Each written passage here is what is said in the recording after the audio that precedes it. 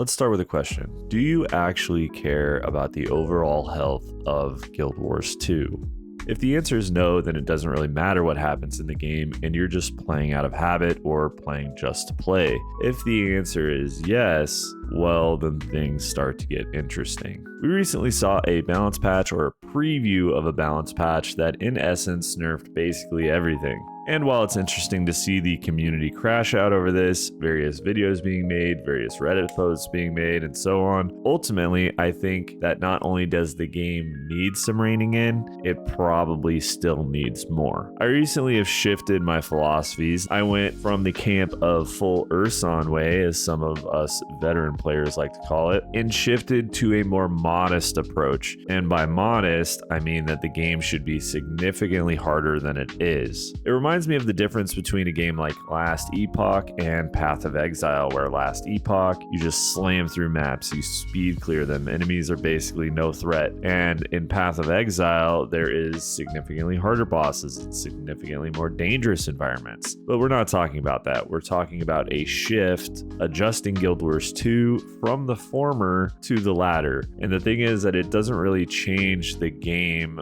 for hardly anyone. So what kind of content do you tend to play? Is it world versus world? Is it open world PvE? Is it normal mode fractals or dungeons or raids? The balance changes will not change a thing in any of these content types. Maybe your numbers will get a little bit worse if you do have a DPS meter installed. And at the high end, the challenge mode, sweat content, they will relearn and figure out the best way to do things anyway. Guild Wars 2 is largely a deterministic game, which is good. You want it to be deterministic. You want to say, if we run the same comp as last week, we will get a similar or the same result. The clear, the reward. The problem is that expansion after expansion for the last 4 to 5 years, we have had power creep to the point that the core idea of Guild Wars, being content relevance and horizontal progression, is actually being undermined. Older raid wings are a joke, nearly to the point that you don't even need to do their mechanics. Fractal challenge modes are basically just a free farm for mini groups,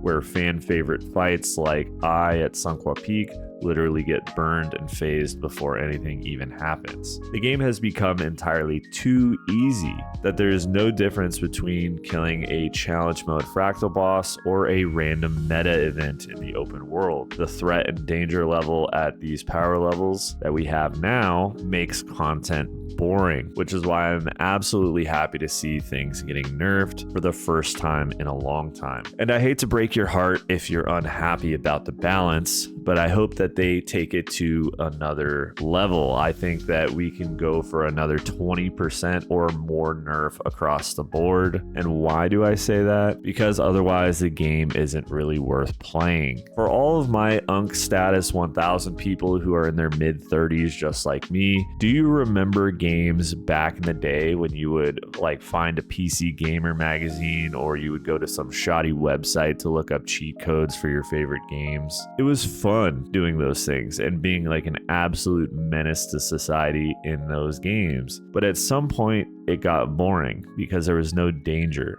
What is the point of playing a game if you have infinite gold, infinite ammo, infinite health? There really isn't a point. And so from a young kid who would once look up cheat codes or hacks for mini games, many of us evolved to looking at builds and guides to get better within the normal confines of the game. That's what made the game worth playing. The issue arises when the normal confines of the game, the actual legal allowed rules, makes the game outcome feel identical to if you actually just turn God mode on. And that's kind of where we're at today. Ultimately, the long-term implications and impact of any balance patch is absolutely negligible.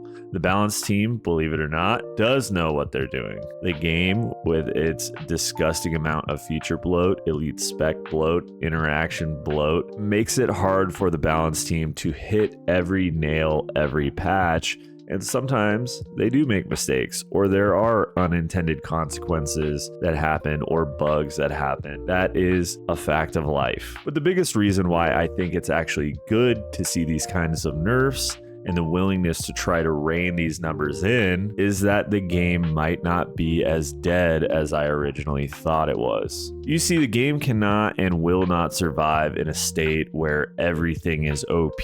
Content and encounters never fail, and raids or instance content has no learning curve. There has to be challenge there and personal growth and skill growth as a player, especially in horizontal games. Does this mean that numbers, like health numbers, will need to be adjusted on certain boss fights? Sure. In some areas they will. Does this mean that certain achievements may need to be adjusted, like the infallible achievement? Sure, definitely will need to be adjusted. But overall, if you are an external player looking at the game from the outside, you're not an existing Guild Wars 2 player, or if you are a consistent player, nerfs, as much as players hate to see the "oh, I'm weaker now" thing, are actually a healthy part of the game, especially when it impacts almost none of the actual community and only really the most engaged top 10% of players who care about performing at the optimal level, which they still will. The only difference is the damage output number is going to be a little bit lower. In any case, the Hill Firebrand and Condi Virtuoso, which were the two builds that I've been playing nonstop, I don't think I've actually even learned a single Visions of Eternity Elite Spec rotation properly. They're basically still untouched. Why would I play anything else when Condi Virtuoso is best in slot? So I don't feel like my gameplay and my personal play is going to be impacted that much. And if you really fell in love with the spec and it got nerfed into the ground, I'm sorry, that's what happens. That's why whenever you make a build video or you ever watch a build video, they say, hey, it's subject to change. One of the few build videos that I did on Visions of Eternity was the Quickness Ritualist, and that is dead. So realistically, on the next round of nerfs, I would probably like to see the healers get hit, because with the DPS, I've noticed that ArenaNet only really focuses on DPS, and all of the healers, excluding the most egregious healers like the Heal Chronomancer, healers usually don't really see any of the nerf hammer. And I'm not really sure why they never nerf the healers, because the healers are the ones that cause the most problem. DPS numbers and phasing fights so quickly is one thing, but it's just as bad to be able to bring a singular class or a heal class and they just negate everything that an encounter does. I understand that these healers do need tools to solve certain problems, but maybe reining some of those tools back, like especially on the Guardian. The Guardian has so much utility. Like I mentioned, Heal Firebrand wasn't touched, but realistically, the Heal Firebrand has so much stability, it has reflex, it has everything, that I think taking some of those tools away would make the challenges more engaging, because basically the way it stands in both raids and in fractals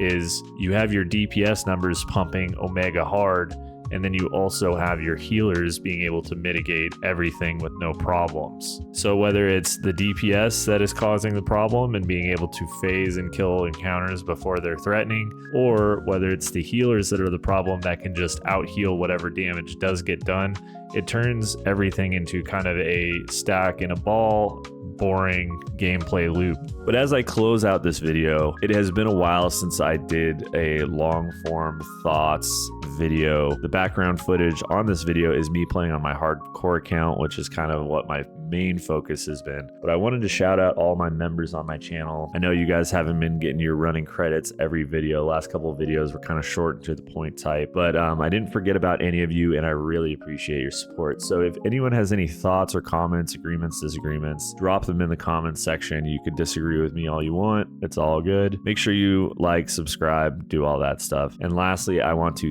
thank you for watching. A big thanks to all my subs, and a special thanks to all of my members who support the channel.